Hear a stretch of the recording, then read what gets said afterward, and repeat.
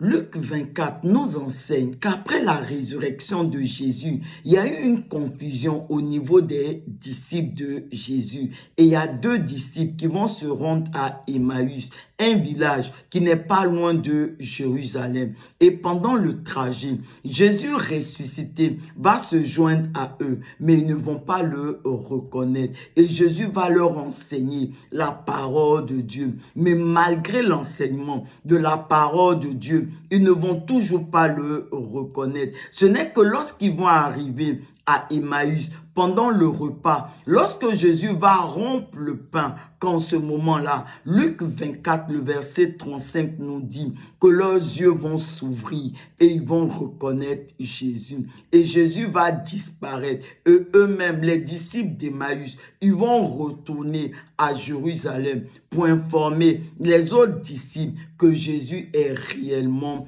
ressuscité.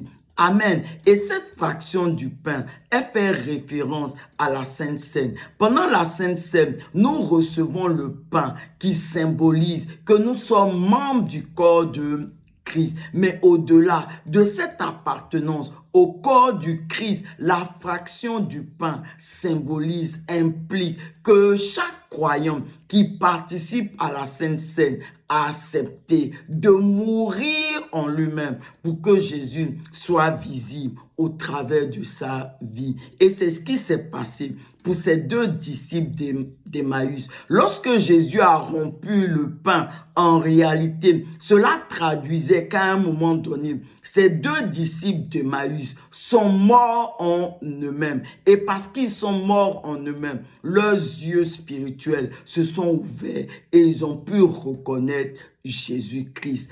Amen. Et on l'a vu durant tout le trajet qu'ils ont fait avec Jésus, que tant qu'ils n'étaient pas morts en eux-mêmes, ils n'ont pas pu reconnaître Jésus. Même l'enseignement de la parole de Dieu ne leur a pas permis de reconnaître Jésus. Ce n'est que lorsqu'ils sont morts en eux-mêmes que véritablement, ce moment-là, ils ont pu reconnaître Jésus-Christ. Donc, on comprend que la fraction du pain, elle est très importante pour chaque croyant parce que c'est cette fraction du pain, elle symbolise la mort en nous-mêmes. Cette mort en nous-mêmes, c'est elle qui va permettre que non seulement nous-mêmes, nous puissions reconnaître Jésus, mais qu'au travers de chacune de nos vies, Jésus soit visible. Et ce n'est que lorsque nous allons mourir en nous-mêmes que le monde va voir Jésus au travers de nous.